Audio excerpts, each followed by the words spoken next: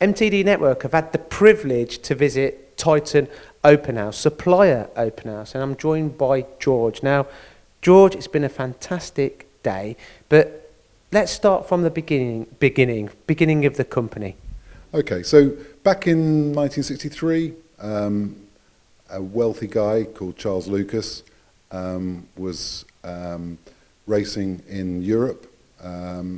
He'd finished at Harrow School and he had some money and he decided he wanted to go racing. He formed a race team and they used Brabham cars and Lotus cars in Formula 3, travelling around Europe internationally. And I think it was 1966 that he had let's say a lightweight argument with the owner of Lotus, Colin Chapman, and almost overnight they decided to build a car which was going to be a Charles Lucas car. And they branded it a Titan. And Charles subsequently, within Charles Lucas Engineering, which was a very small company, just 3 people running these cars in Europe, they ended up making 18 of the Mark III that you see in reception, that you've seen in reception. And he campaigned the Mark III and also sold 18 to customers throughout 1967 and 1968. Motor racing was dangerous in those days, and although the car was actually very good, it was on pole position in the 1968 Formula 3 race at Monaco, for example, driven by a guy called Roy Pike. Motor racing was dangerous, and it was pretty grim, I have to say. And by early 70s, Charles had lost some friends, and he rather lost interest in running the company. And it passed hands to a husband and wife team, who the husband had been Charles's right-hand man mechanic, and Roy and Di ran the company. And Charles exited. They renamed it as Titan and continued with the business. It was tremendously successful in the early 70s, and during the early 70s, another of the current shareholders, Oz Timms, came on board. And in 1976, I think it was 1976, they started making the Titan Mark VI, which is a Formula 4 car, and it's a car that was probably the most successful single-seater race car that was ever built. And I say successful in the fact that it was built for 3 years. I think there were 150 of that model made. And they went throughout the world, and you can imagine the success. Titan went from a very small business to selling 150 cars in 4 or 5 years. And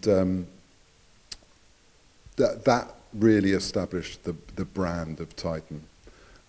They subsequently decided that making race cars wasn't what they wanted to do, and they very fluidly moved into doing other things, got involved in some race engines for offshore powerboats, and created a whole array of products associated with engine work.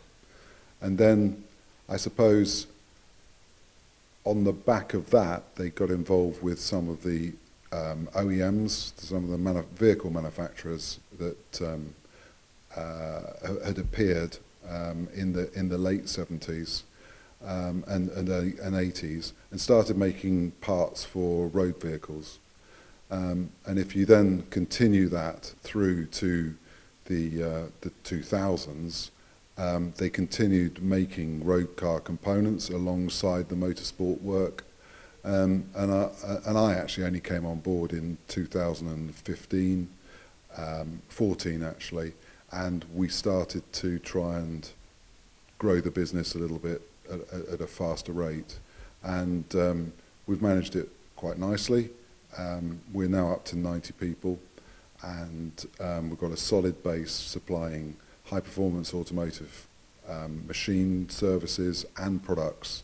And recently, we've started investing in new technical developments, things like the power-assisted steering system, which you may have seen earlier today, where we're actually working with the government's Innovate UK facility, which encourages companies to get involved in new technologies. And in our case, it's about connected and autonomous vehicles and the steering associated with connected and autonomous vehicles. So, as you know, in the long term, it's likely that transportation will change shape, and it may be that you'll be less inclined to drive your vehicle in 5, 10 or 15 years. And that change will mean that people are no longer sitting behind a steering wheel. They'll actually have their destination programmed through their sat-nav, and the vehicle will do all the work, including the steering, and it will not need to have a steering wheel. So that's where we're going. That's what we've developed in association with the collaborators for the Government Innovate project. I mean, it's a very strong heritage that the company's got, and you've seen a lot of change over the years, not just in the company but in technologies. You've got in reception a timeline of the company, you know, in regards to technology. Let's start from your manufacturing technology. You know, it was on manual machines. Yeah. Now you're progressing into full simultaneous fifth axis machines with automation.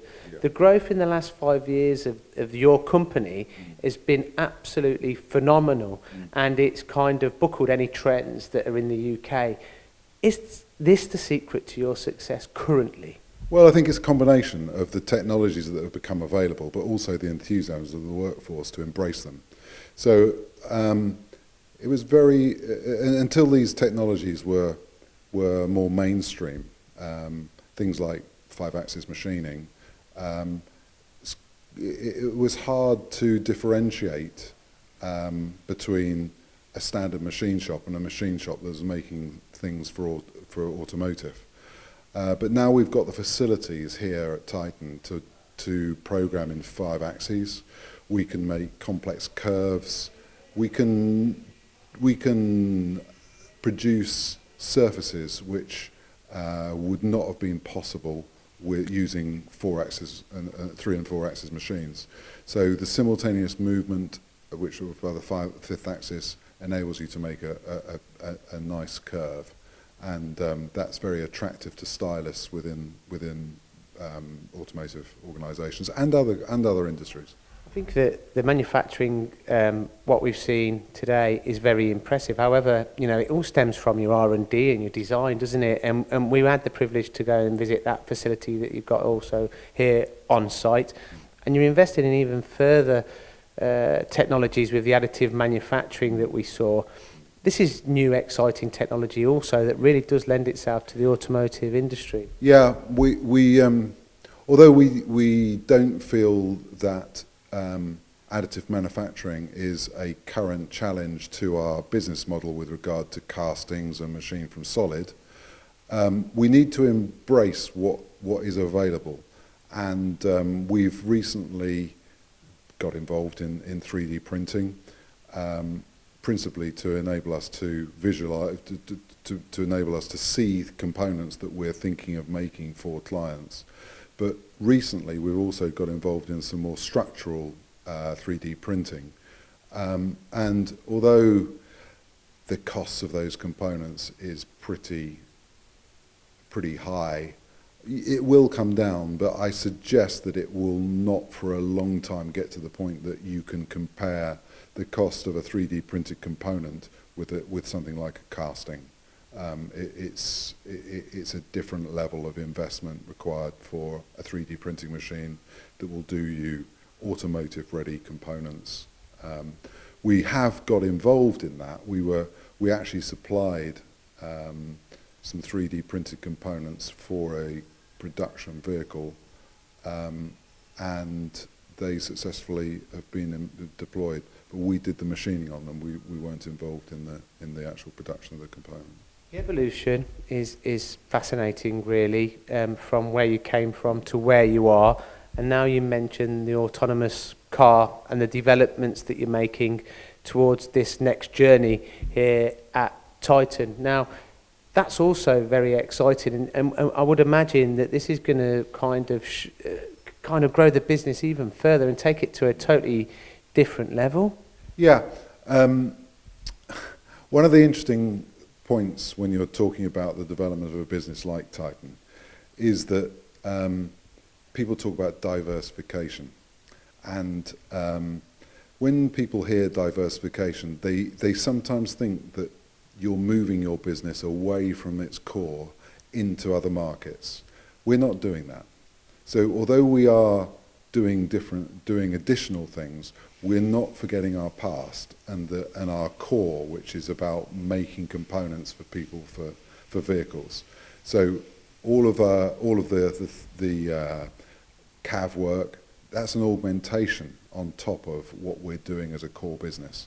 We don't see it overtaking the core business, because actually it's the relationship between that core business and the new businesses that we're working with that enable Titan to grow with a broader approach than simply manufacturing or simply doing the technology side. Having this kind of infrastructure here in place now that you have, there's massive changes taking place in the automotive industry, not just autonomous driving, but the electrification of cars. Are you also getting involved with that? We haven't got involved in battery propulsion in electric vehicles, but obviously in the technologies associated with the drivetrain of electric vehicles. But we are involved in the production of components for electric vehicles. So I think it's best leaving to the experts the development of batteries. It's quite a competitive area, and also you need to be an expert in high voltage to be able to be successful in that area, and we're not that.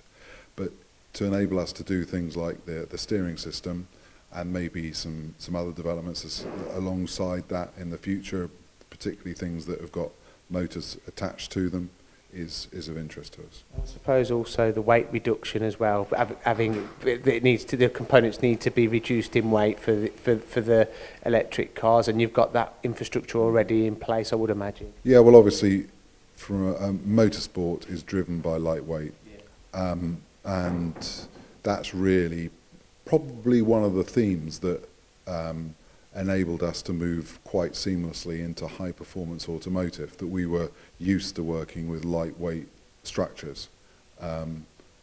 And that really has enabled the transition to happen quite nicely. We're never going to be making, it's unlikely that we will ever make very high volume components using pressed parts for